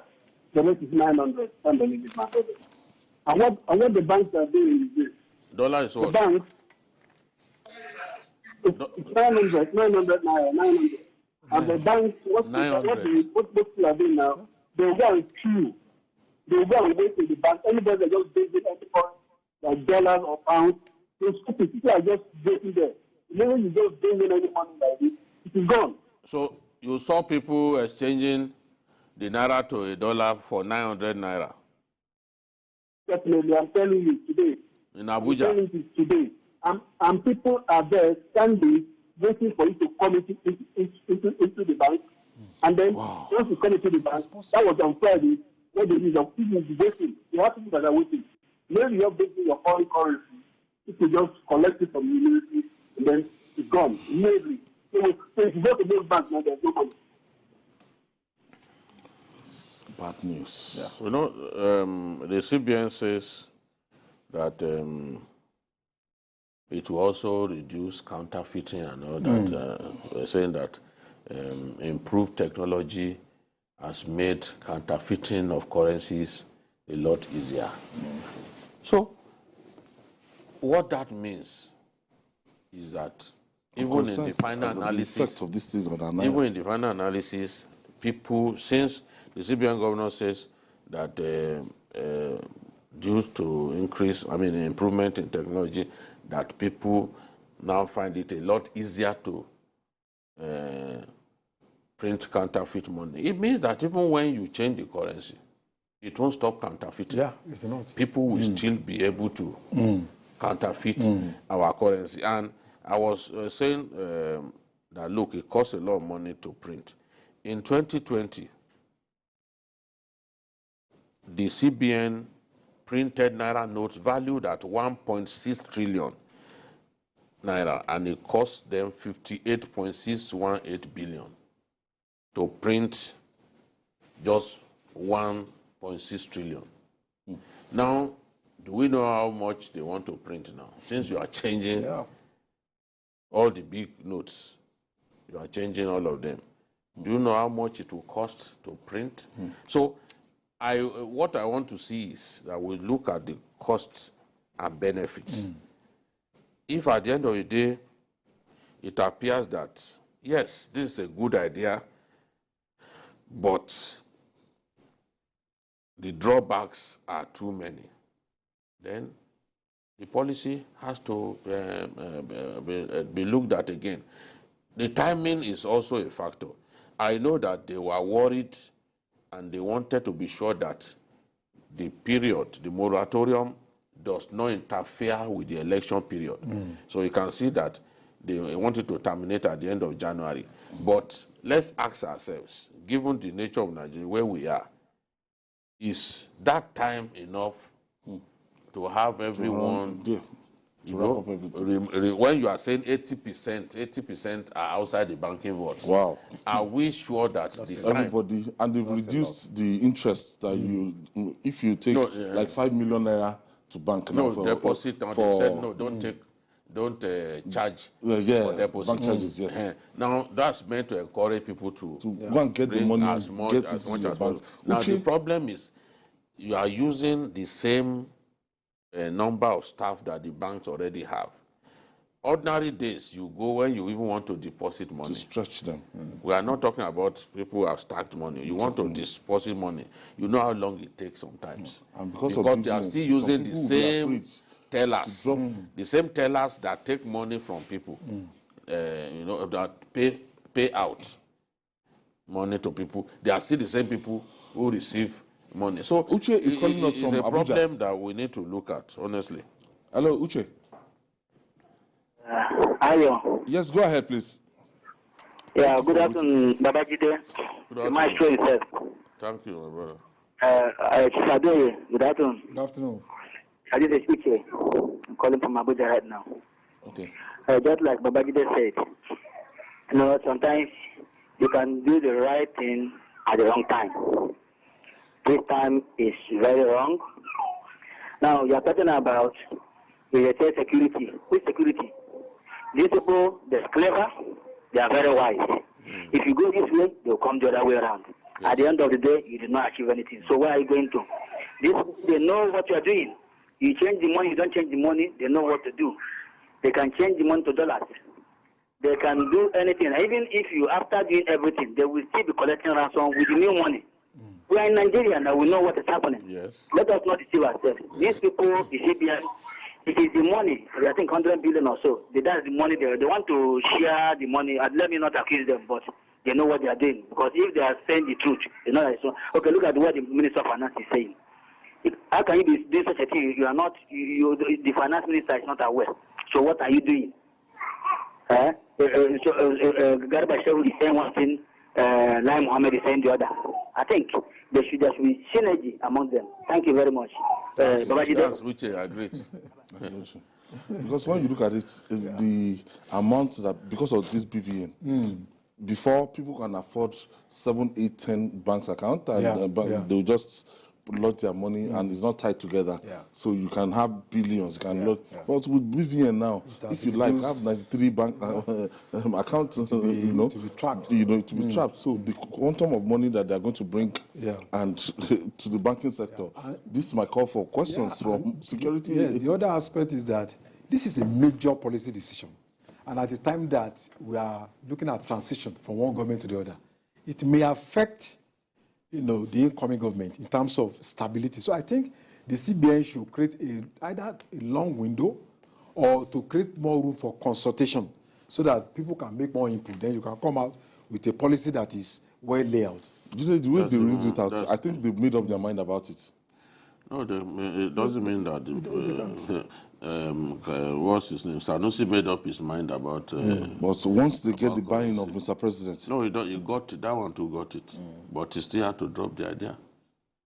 I mean, other people can tell the president that look, this thing is wrong. The president will look at the whole situation and change it. I've seen it happen in this country. It doesn't mean that because the president gave you approval at that time, that he cannot change his mind. He can withdraw the approval if he sees that it's going to hurt the country a lot more. So, but the point is, I don't think that the time given, I don't think that that time is enough. But I also know that they are worried that it should not be too close to election time. Well, when people should be preparing for election, that's not when they should be lining up to try to deposit their money in the banks. It's, as much as we want Nigeria to transit to a credit economy, it's going to take years and years and years before more Nigerians get compliant. And as we said, it's a cultural problem. I don't see how you can, somebody who has made up his mind to never take his money to a bank, because as far as it's concerned, the banks are into betting. That why should money, 10 naira that I put here, why should it suddenly become 12 naira? They don't want that. So how do you convince such people? You have to change your money. Anyhow. Unless it's useless in your house. Yes, but it's going to take, some people need time. You don't know. I'm talking about some people who keep billions. And they do big business. People come from all over Africa to come and do business. All the way from Central African Republic, they come into Kano to come and do textile business. So the cash, the quantum of cash to change all of that money within the short period, I don't think it's feasible. That's even our friend, the former deputy governor of the CBN. That's the suggestion. That look, good idea, but this time frame is not enough. So they have to sit down and ask themselves, what do we do? How do we?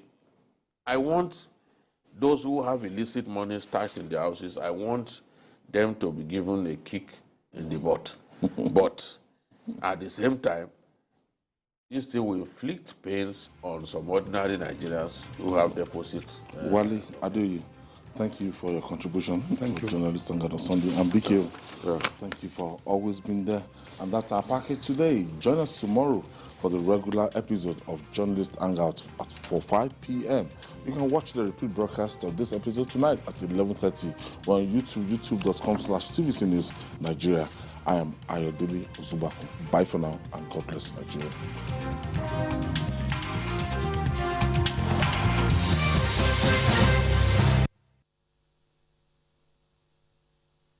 Never miss a moment. Instant breaking news from all over the globe.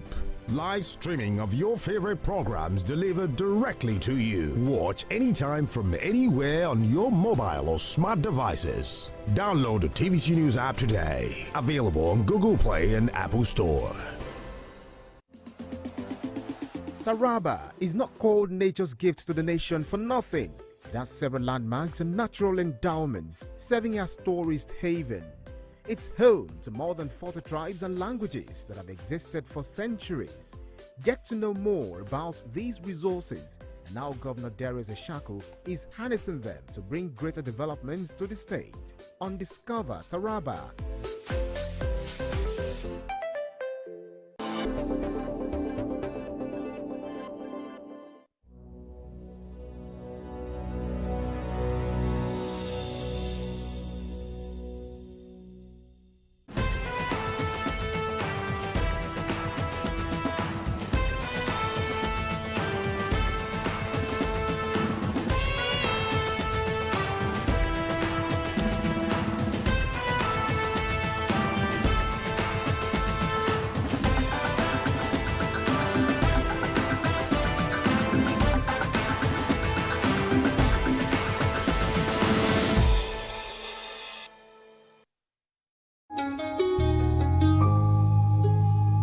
Revived and re-engineered, that's the new reality in Nasarawa State under the leadership of Governor Abdullahi Sule, who is repositioning the state for greatness and empowering lives with the Nasarawa Economic Development Strategy. From education to agriculture and infrastructure, Engineer Abdullahi Sule is exceeding expectations with his clear-cut Nasarawa agenda.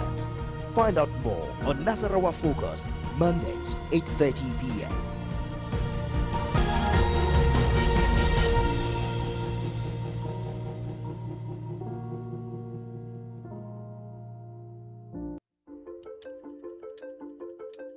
The story of sport is often told in numbers. But we don't fall in love with 1:40-91. We don't idolize a 6th round knockout. We don't dream of growing up to be 3-1. Discover the human stories that give meaning to the numbers. Sport Africa from the BBC. There is always a line. The part of a story that is not told casts a shadow. It's like the part of an object that is not reached by light. On TVC News, I'm able to explore the many angles there are to a story, talking to stakeholders, asking the difficult questions, and digging for facts. I believe the viewers are able to make a better decision if they're well informed and understand not just a part, but the complete story. TVC News, first with TVC News, first with breaking news.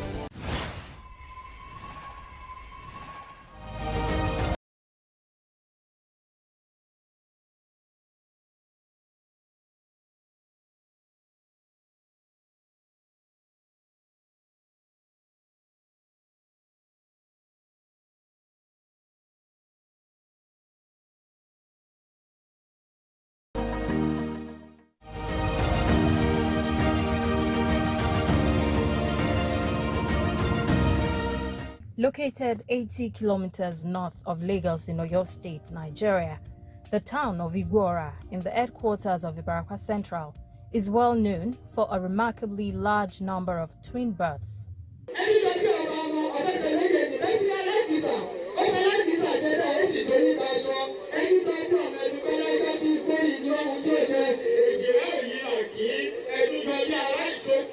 Entering is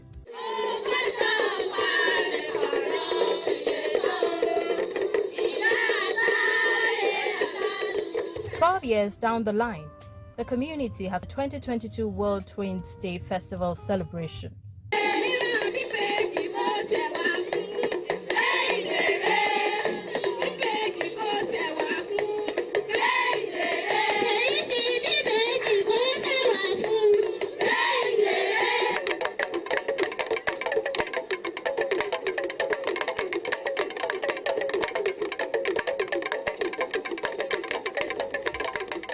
The The Olu of Igwora, Obajimo Olajide Titiloye, and the initiators of the World Twins Day Festival appreciated the governor for identifying with the land of twins and multiple births.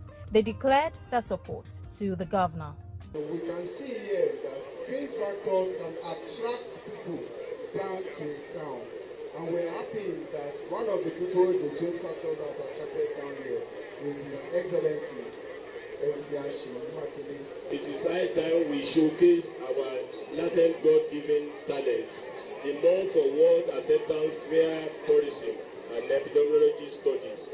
We therefore plead that Your Excellency, our social amenities be scaled up to accommodate more tourism, medical experts, researchers, anthropologists, reporters, and good people of the world. This is another opportunity to register our unflinching support for your administration. It is not unconnected with your patriotic disposition and human nature to the people of Oyo State. Workers in Oyo State, retiree welfare, placement of traditional council Oyo State on priority list, and other areas that the time will not allow me to enumerate. Also, the Commissioner for Information, Culture and Tourism, Dr. Wasiu Olatubosun, in his goodwill message, said that the state government was happy to associate with the Twins Festival because of its huge tourism potential.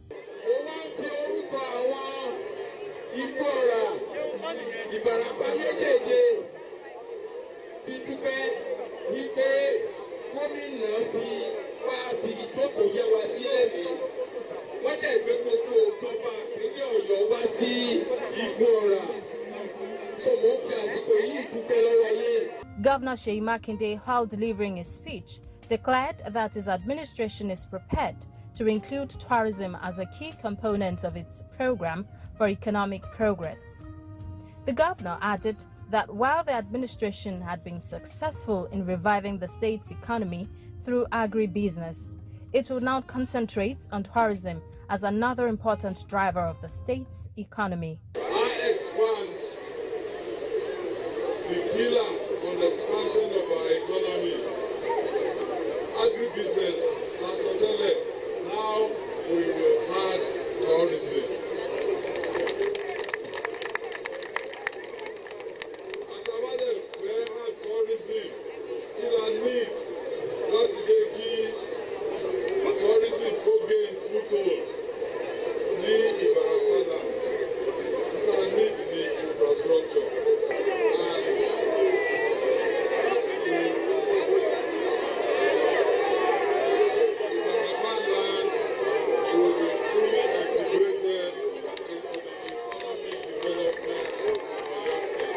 The 2022 World Twins Festival was done in collaboration with the Oyo State government and the Igwora community. Twins World Creations. Highlights of the occasion was the unveiling of the Iyaibeji status.